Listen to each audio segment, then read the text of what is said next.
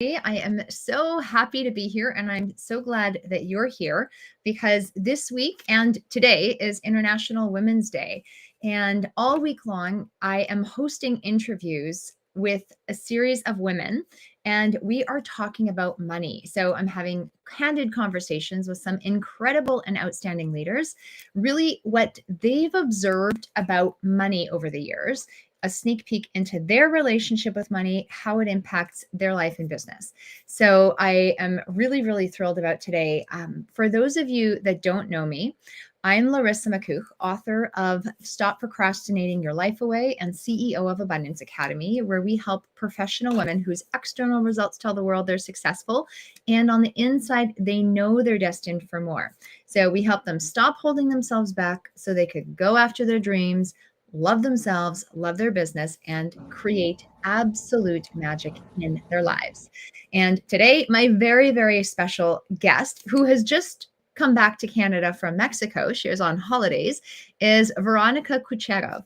And Veronica is the owner of Vongue Art Photography, a full-service portrait photography studio in Toronto focused on personal branding, beauty photography, and family portraits.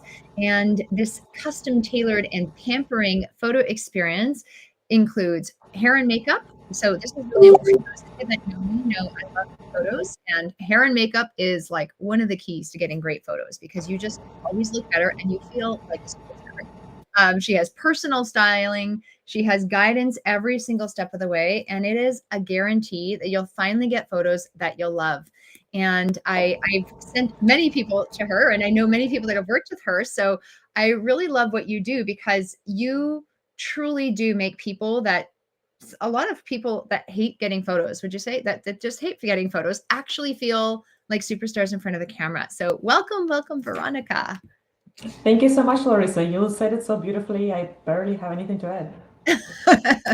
so, so maybe obviously people know you're a photographer, but can you let people know just a little bit about what you do and how it's different, like how what you do with your photography is different from what is typical when you just might go to a photo shoot? Because I know you do some really special things to truly create an actual experience. So can you share that? Yeah, of course. Well, in addition to what you already said, um, the different thing that I do is I listen and I ask hard questions. So I find a lot of times people think when people think about photo shoots, it seems like what's the big deal, right? Like the photographer will show up with the camera, he will click the button, we're gonna do and something will turn out good. But then when you start actually thinking about the details, it can easily become overwhelming. And that's why I I decided to be a full service studio. So by taking care of every step of the way, I can guarantee that people get the result that they love. And specifically, I specialize in working with people who think that they're not photogenic, who are camera shy, who hate their photos taken. And I make sure that they get photos that they absolutely love because my process is so thorough and it's so tailored to find out how people see themselves and what's important to them. Because if I don't ask questions and if I don't know, I will never know that maybe some person just doesn't like themselves with a smile, or maybe they only like themselves with a smile. Or, I just really need to get to know a person before I can bring their true self out. And that's, I think, makes me very different from a lot of photographers. Yeah, I love that. And I think there's an intimacy factor, right? When you're behind the camera, you can find things in people that you can reveal things to people about themselves. However, when you really do get to know them, you can start helping them reveal those things that are on the inside on the outside. And it's just such a beautiful and blissful moment. So I love what you're doing in your business.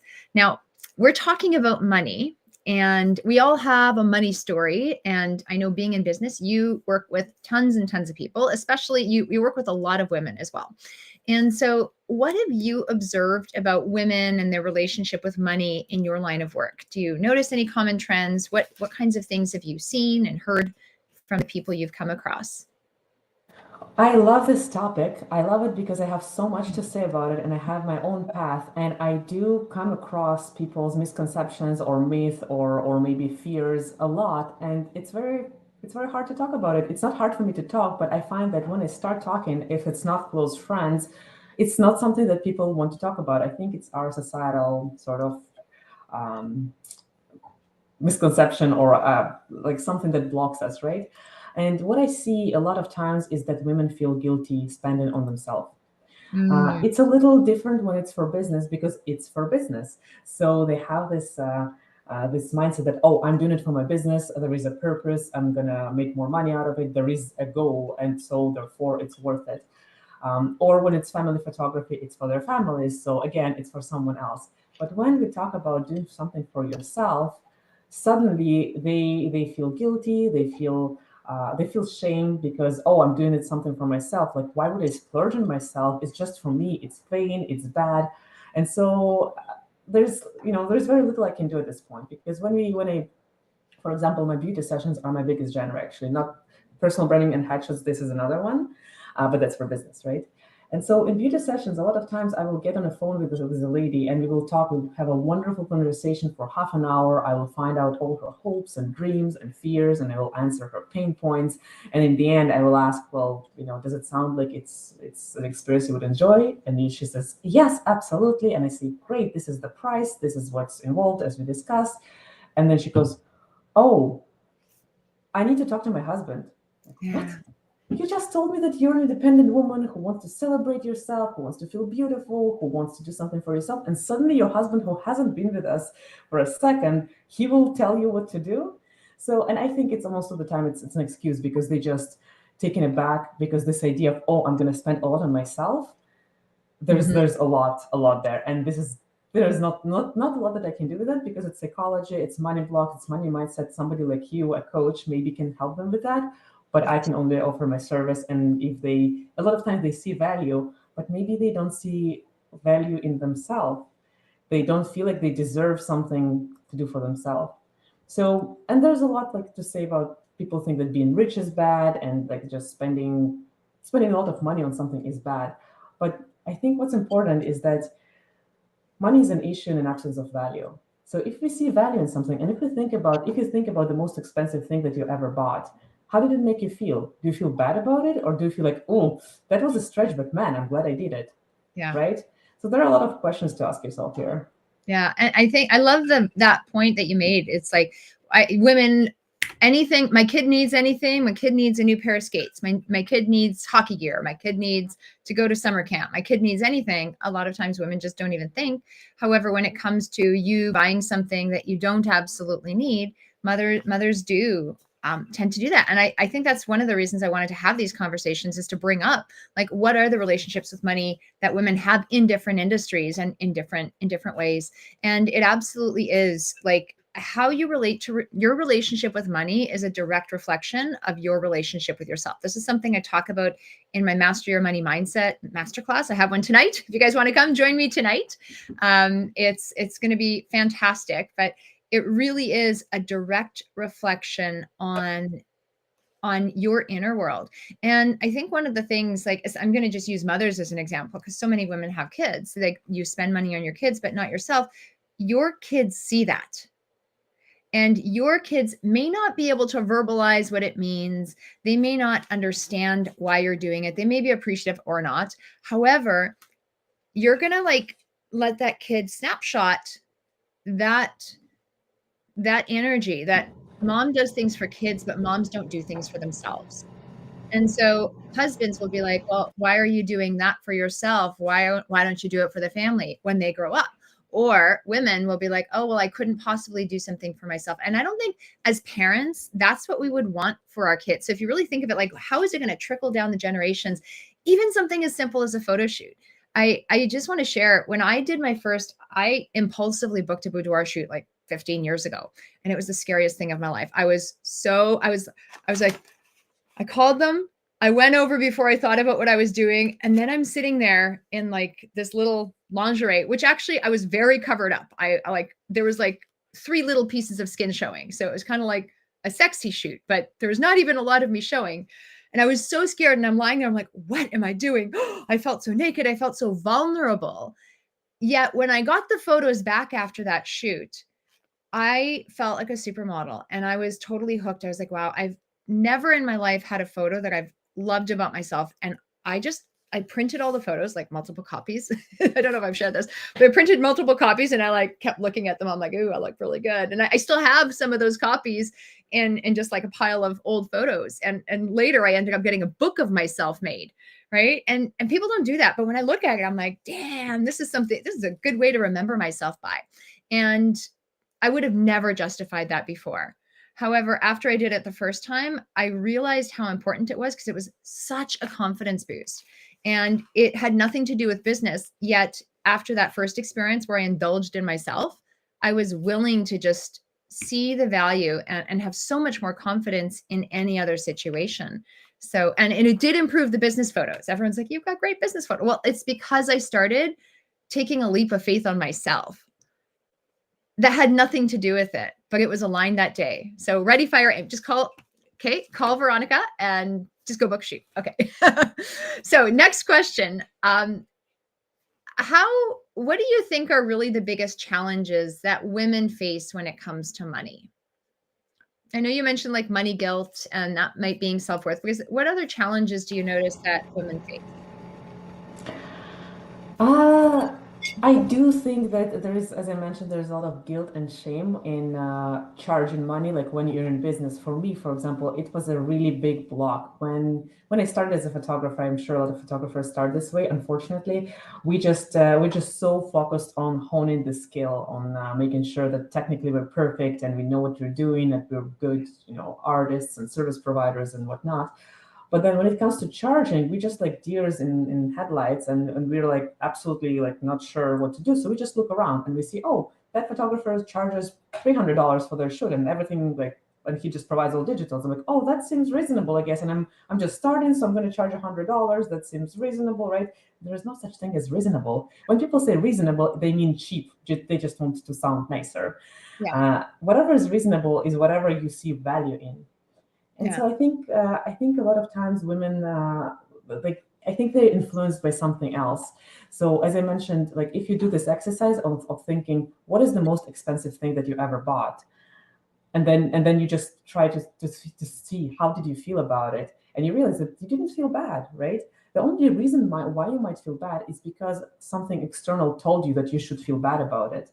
Yeah. So when I started, when I a big moment for me when I transitioned my business to be a full service studio was that I actually sat down and I put numbers down on the paper, and the numbers I saw, they terrified me. I literally cried on multiple occasions because I thought nobody ever will pay me for this. Nobody will ever pay so much for my services because I didn't feel like I was worth it, like my services were worth it. And people will probably think that I'm just crazy.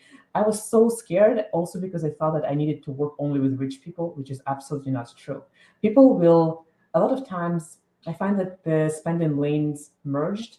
So if in the past there was this middle class, there was the poor people and rich people, and everybody was kind of in their lane. And as weird it was for a rich person to buy something, something cheap, it was as weird for somebody who didn't have money to buy something expensive. It just like was out of line, out of their lane. But now it really merged. So now people who maybe don't have a lot of money, they will compromise most of the times, but they will save up for something that they value. And vice versa. People who have money, they will not spend money on something that they don't value, and rightfully so, right? So I find this is a perfect scenario for people who provide services like us, because in the end of the day, if somebody comes to me and I tell them this is how I can serve you, this is how I can answer your needs and your wants and make this absolutely amazing for you, and if this person says that sounds fantastic, I don't even know, like maybe they will spend like a month's worth of salary with me and they will be terrified but also happy because that will define them as a person. I don't know if that answers your questions. I kind of got Yeah, carried off a and I little. love how you brought up the value again, because we really do invest. We don't even just we invest in what we do value. And I was on a call with a mentor, I believe it was yesterday morning, and she was saying, even like with travel books, right? You just got back from a trip from Mexico, but if you were to look at one of those travel books, they often talk about experiences that you have in relation to price. They don't talk about them in relation to value. Like what's the best experience? They'll talk about it like this is a 1-star in price, 3-star in price, 5-star in price. And they use price, and there's this element of cheap, and cheap doesn't associate with quality. Cheap doesn't associate with a beautiful, blissful experience. And when you buy based on price, I know when I've bought based on price, when I bought clothes based on price, I didn't wear them. I didn't like them. They made me feel bad. And it wasn't that the clothes are bad. They were just the wrong fit for me because I didn't buy them I bought them because of the price. The other things I have bought $400 dresses for 25 bucks. And I was like, cool, great deal. But I didn't buy that dress because it was $25. I bought it because it looked good on me. And I wore that dress. I found other things that I paid full price for, but when I truly loved it, the price didn't matter. You always Exactly. pay money for what you want. And so she was saying, she's like, 7 years ago, I would have had trouble paying $200 for a hotel based on this travel idea. And then she just shared, she's like, and now the most I've paid is $25,000 a night. Okay, I haven't gotten that far yet. I think mine was like 2,000 a night. So I'm working my way up to, I didn't know you could spend that much money on a hotel room for one night. So I'm like, cool. Now I'm going to go do some research now that I found that out. However, it really did start opening my eyes up to possibilities. And what would that mean? What kind of experience could that cultivate and could that create for you? And Yeah, so yeah. And if I can just add, like I find this when people price shopping, sometimes it makes perfect sense. Sometimes you just need a service that their outcome will be exactly the same.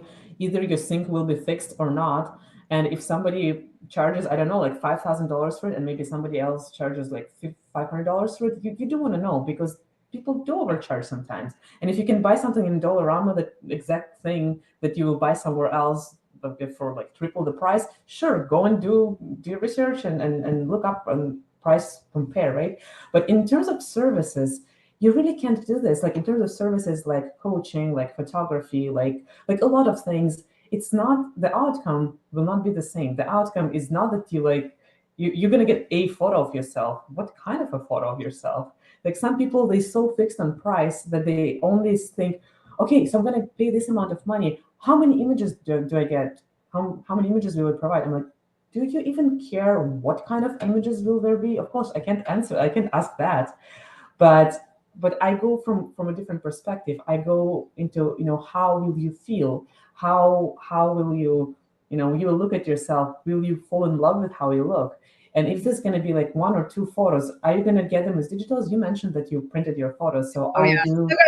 I've got them printed. I'm like, yay, love them. So I actually, all my photo shoots, they come as physical products because I don't want people to go and research and find and print their photos in Walmart and then they will change colors after 2 months.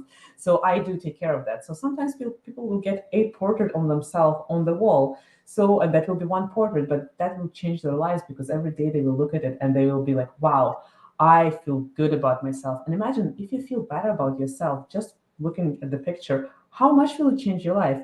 So why do we go to like, how many images will I get for this amount of money? Who cares? It's not like, is it about the number of images, right? Yeah. And honestly, like when you're so aligned, what I've noticed is when I'm so aligned in a shoot, sometimes photographers will be like, wow, we got like double or triple what we would normally get in this time frame. And that's Yeah. because I'm vibing, I know how to pose, I want to be there where there's a different energy. And when you do that, you get more. So just show up in your best spirit. And all you really need is like you said, that one, maybe two, because like you can only look at so many things. Montages of yourself are also very good. Just saying. However, it really is. And it creates that emotional experience. And I think emotions are really, really powerful because they drive our behavior. And so let's look at money and emotions. So what emotions have you personally experienced around money, maybe at different phases of your career, and how have they changed over time? Uh, I experienced a lot of emotions for sure, and some of them I already mentioned. One, so a little bit of a background. So I was born in Russia and then I lived in Israel, and we never had money when I was little. So I can't put a finger on where it comes from, but I had it in my mind that having money is not a good thing, Mm-hmm. and it just I never thought about it, but at the point when I figured out how much I actually have to charge to be a profitable business and to stay in business, that hit me so hard. And I was wallowing in this, like, oh my God, I can't do it. I can't charge so much. I can't even pronounce this price. And like it was very, very hard. And so and another thing, when I was this little business, barely making like $30,000 a year, one interesting thing is that I felt rich. I felt like I can provide for myself. I can afford living by myself. You can't really like go very big on $30,000, but my feeling was that my own woman, I can do anything. I love it. But then at the same time, when it came time to to grow, I was terrified.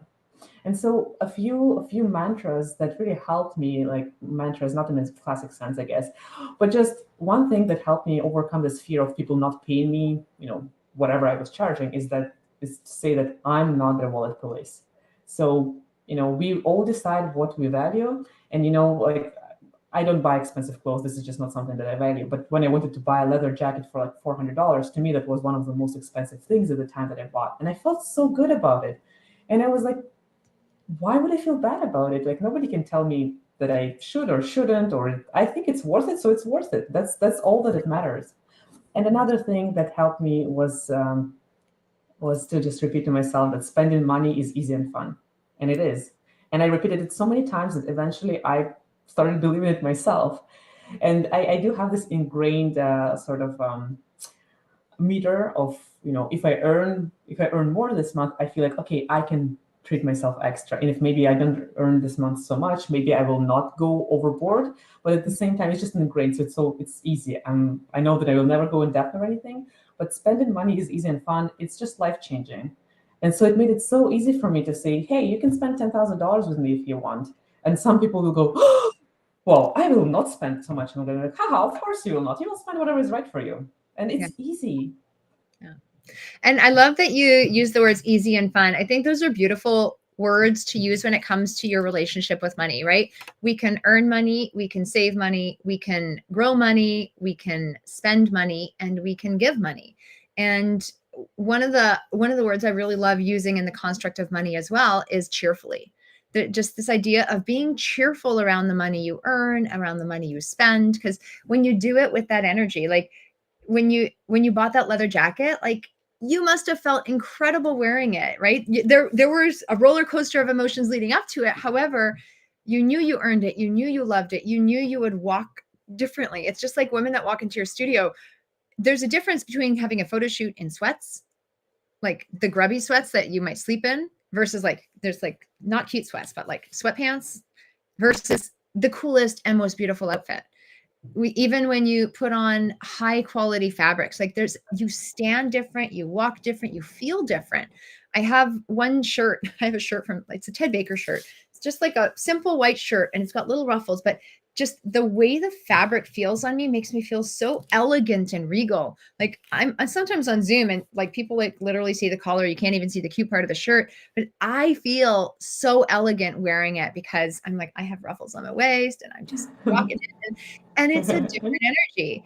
And that's really what it does when you gift yourself those opportunities and start really paying attention to the emotions of money. So I love that you've had those contrasting experiences. And I suspect because you did have like such negative emotions associated with money earlier, and then you were willing to, right? You were willing to allow yourself to experience more of those positive emotions and explore and get creative about this joy, this opportunity, this what money really could do. That we say curiosity is the gateway to a beautiful state, and that really is. Like when you get curious about how you can play with money, it does become fun. It becomes enjoyable.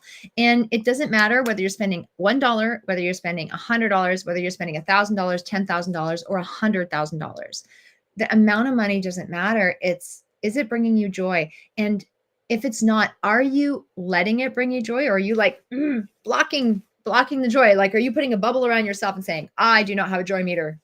Joy, get away. I want to protect myself from too much fun, right? And that's just so ass backwards. That's so backwards. Yet we've all had experiences where we've done that. So my challenge to anyone watching here today, by live or by replay, is to really go pay attention to how you feel about money and notice that and be willing to maybe even entertain a courageous thought. Even if you don't do the courageous action right away, entertain a courageous thought, perhaps even do a courageous action in a good spirit related to money. 'Cause I love how you had that leather jacket example. That's beautiful. So, what would you like to see change in the way women talk about money? Ah, man, so many things. Well, I think if I had to pick one for the sake of, saving time, I hate the word reasonable or Oh, affordable. I hate it so much with passion. I have to slap my wrist every time I see someone on a neighborhood group like looking for affordable service because it's just equivalent of saying cheap. yeah. And sometimes there's nothing wrong with cheap, but a lot of times it's kind of devaluing the service. So if you're looking for the cheapest hairdresser in the area, well, are you looking for somebody who like gonna cut your hair in some way, or are you looking for a job well done, right? And sometimes like maybe you will like the question is what do you value and what you can afford, of course. As a someone who never been in debt in my life, and it's not because I have rich parents, as I said, I'm not coming from rich background. It's just like my mom's had this biggest fear of her life is to be in debt, and I kind of inherited it. So I never been in debt in my life. So I think it's important to know what you can afford, but it's also important to not undervalue. And if you don't see value in something, it's okay. Just I think using these words affordable or what was another one? Cheap, reasonable. Reasonable, yeah, yeah. Just just don't like either say what you mean, say Put cheap, your or earmuffs. just Just stop using them. Just stop. I would totally agree. I would just say stop using those words. They're not good yeah. If words. you're looking for cheap, say cheap, or say you're on a budget, or say like something that like doesn't make it pretty because like what is affordable to you, it's not what's affordable to me. And maybe like for somebody like $500 is totally reasonable, and for me this is insane, and I would never spend like more than 50 on that, right? But that the price doesn't define a lot of things. Yeah. So I wish that changed, and I also wish that people like one other little story that I have. There is a Facebook group where women like women in business or freelancing women are kind of hanging out, and they a lot of times I just see that they look for free services, and I was one of them when I was like kind of in this race to the bottom, like, competing on price. So to me, spending on a service was like, oh, this is an investment in something that a lot of times I don't know, is it going to pay back, is it going to worth it? So I worked a lot like bartering or just going for the cheapest, and I learned in a hard way that you get what you pay for. Wow. So a lot of times the problem is, sure, if somebody doesn't charge a lot, it doesn't mean that they're a bad service provider, but it means that they don't know their value and they can't really allow enough time to provide the service that you need, that your business needs. So if I want a business coach who charges $50 for, I don't know, a session, right? For example, I how don't think they much exist. I don't think they can exist. I don't know, like maybe no, not in the long run. This is not sustainable, right? But if somebody thinks, oh, I'm gonna earn $50 per hour, that sounds reasonable. Sure, if you have a full-time job and you work 8 hours a day, out of which 4 hours you also don't really work, $50 an hour sounds like a great deal. If you're a business coach who also needs to do some backstage work and actually put effort and time in your business, no. And it's just relevant in a lot of different areas of service. So yes, price tag does define, like it tells you right away. If you look at if you're looking for a nice bottle of wine to gift someone and you look at the price tags, if you want a nice bottle of wine, you're not going to go for $10 bottle, right? You're going to go for like 50 or $100 bottle, right? So price is a definition. So as a business owner, when you price yourself low, you send a message that this is my level, this is only so much time and effort I can put in you because this is my price, and there's only so much I can afford to spend on you. Yeah, that's beautiful. Thank you. Do you have any final words of wisdom or pieces of advice? Now that I know everyone's like, I'm not a money person, I'm not a money genius, but I know you guys have related to money, so you've done a lot of thinking about this topic after I asked you to jump on and just talk about your perspective. So, do you have any other final words of wisdom or pieces of advice that you've noticed in your observations? I think as one thing that I learned amongst a lot of things, you should never badmouth something that you don't see a value of. I used to with my ex, we used to go to like to shopping, and we hated shopping, both of us. I still do, but we would go shopping, and every time like he would see something that he didn't see the value of, he would be like, oh, what's that piece of crap? And this is not piece of crap. The fact that you don't see value in it, it doesn't mean that there's no value. You say like, oh, okay, whatever. I don't see why it costs so much, right? But I feel like a lot of times when we devalue what other people do value, we basically hurt them. And if somebody wants to hire a business coach and pay them, $500, $1,000 for a session or whatever it is, it's not our place to say, oh my God, are you insane? Like, we don't know. We don't know what this coach provides. We don't know what this person needs. We don't know the value that they get out of it.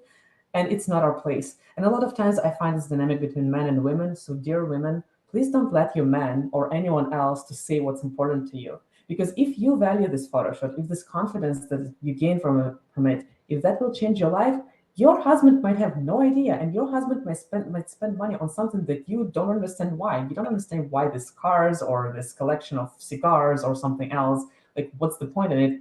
But you don't go to them a lot of times saying like, "Are you crazy, dude? Like, why are you spending all this money?" Like, sure, he knows what he spends money on, so you do too.